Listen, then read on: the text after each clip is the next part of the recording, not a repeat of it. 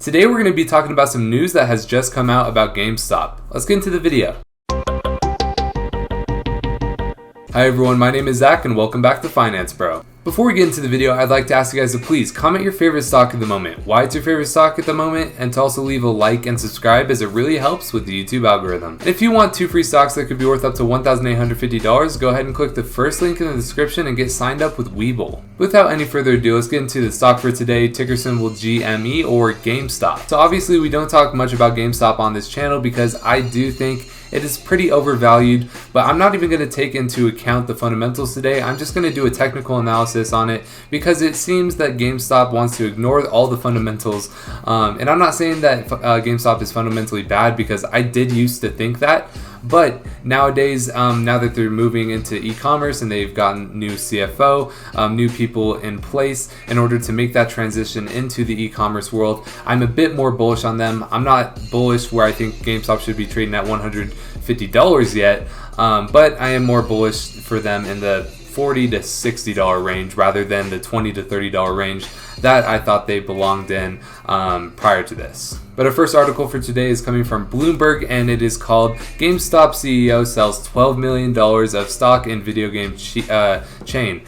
I usually don't like to take into account when, CEOs and CFOs sell like $12 million, $10 to $20 million of stock, because they could just be, wanting to make other investments and diversifying their portfolio. They could be selling their stock for so many different reasons than just they think it might go down. Because I'm sure if you're the CEO of a company, you do not want to see your stock go down, because I'm sure he has way more than $12 million in stock in the video game chain. But anyways, let's get into it.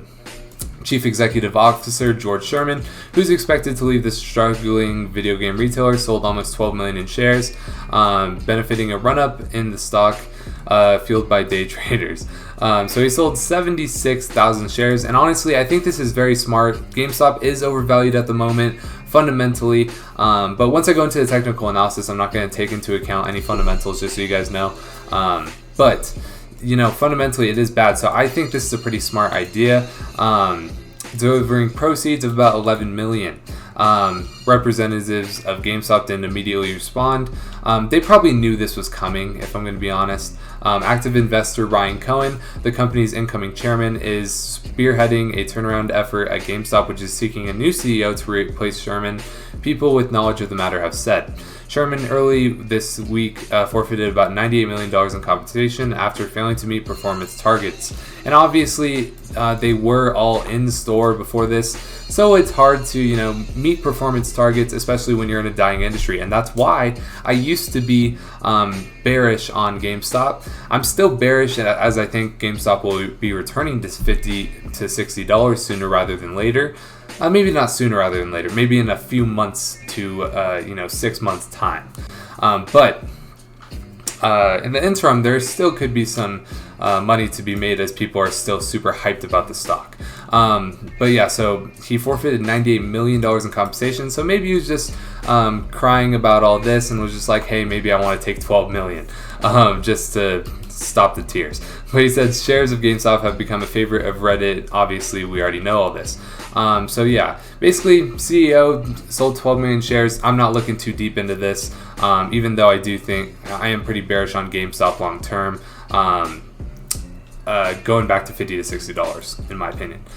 But another article that I just wanted to bring up really quickly was Roaring Kitty, obviously, this masthead of this GameStop revolution, stands to rake in millions from his options bet. So obviously, we've all know about this options bet that Roaring Kitty has made. He's holding 100,000 shares of GameStop, which he bought for $27 per share, which I think is pretty good. But yeah, let's take a look down here. He actually shared a picture of his yellow bet he made, and it is worth about 19 million and 9 million. These numbers have gone down as April 1st, GameStop shares were trading much higher than they are now.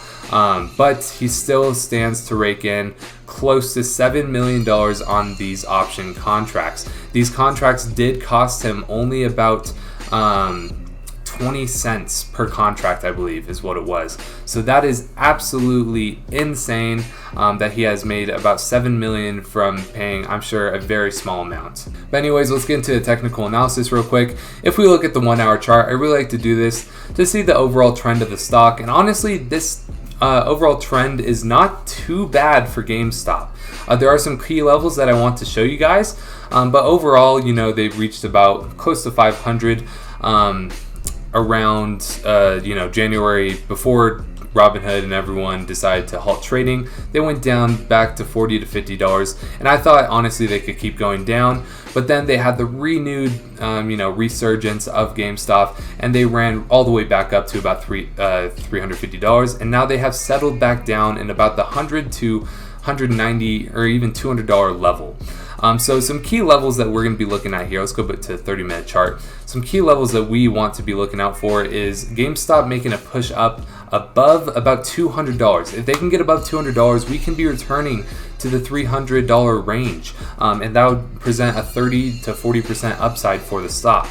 But another thing we need to look out for is GameStop breaking this $116 thing right here, because if it breaks that support, we could be seeing returns back to the even $70 to $80, about the $80 levels.